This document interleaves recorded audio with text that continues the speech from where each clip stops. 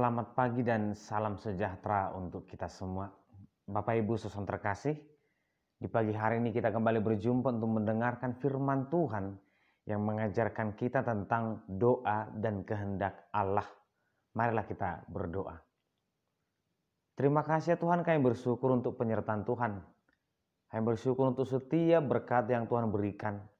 Di pagi hari ini kami hendak mendengarkan firman-Mu, berkati kami Tuhan. Dalam nama anak Kristus kami berdoa. Amin. Firman Tuhan tertulis di 1 Yohanes pasal 5 ayat 14.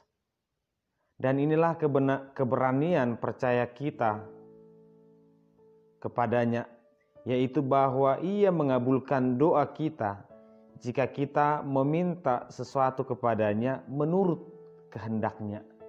Demikian pembacaan firman Tuhan.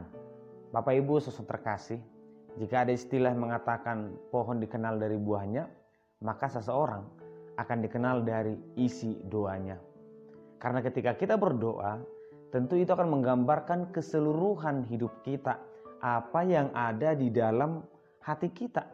Tidak akan mungkin kita mendoakan sesuatu yang di luar diri kita, di luar kehendak kita. Pasti kita akan berbicara tentang apa yang kuinginkan, apa kemauanku. Tentu kehendak manusia ini juga akan menggambarkan apakah dia orang benar atau tidak. Apakah dia berbicara tentang kedagingan atau berbicara tentang kebaikan. Tetapi ternyata firman Tuhan di pagi hari ini berbicara tentang doa yang akan dikabulkan itu adalah doa yang berbicara tentang kehendak Tuhan. Bagaimana kita mengetahui kehendak Tuhan? Apakah sebelum kita berdoa kita akan bertanya, apakah doaku ini nanti akan menjadi bagian dari kehendak Tuhan? Atau kita selalu bertanya, Tuhan, apa kehendak-Mu?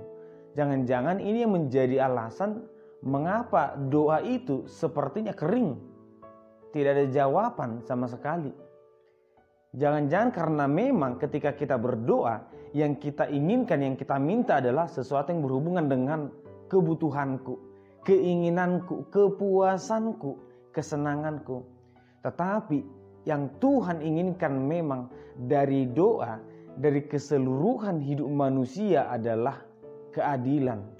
Bagaimana supaya kita berbuat benar kepada orang lain, bagaimana supaya kita mengasihi orang lain.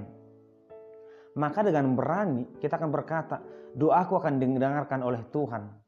Doa kita pasti akan didengarkan oleh Tuhan jika kita berdoa meminta sesuatu yang benar, meminta sesuatu yang berhubungan dengan keadilan, berhubungan dengan orang lain, berhubungan dengan kehendak Tuhan. Karena kehendak Tuhan adalah bagaimana supaya kita hidup untuk orang lain, bagaimana supaya kita menjadi berkat kepada orang lain. Maka isi doa kita tidak lagi tentang aku ingin Tuhan supaya aku menjadi kaya, supaya aku menjadi pintar. Tetapi doa kita, Tuhan bagaimana supaya aku menjadi berkat bagi orang lain. Bagaimana supaya aku yang hina ini bisa menolong orang lain. Demikianlah dalam Alkitab kita melihat banyak doa-doa yang terkabulkan. Karena doanya itu menggambarkan kehendak Allah. Dan kita bertanya kepada diri kita, bagaimana doa kita di pagi hari ini? Apakah itu masih tentang diri kita? Atau itu sudah tentang apa yang Tuhan mau? Oleh karena itu Bapak Ibu saudara terkasih, marilah kita mengenal kehendak Allah. Dan marilah kita hidup sesuai dengan kehendak Allah.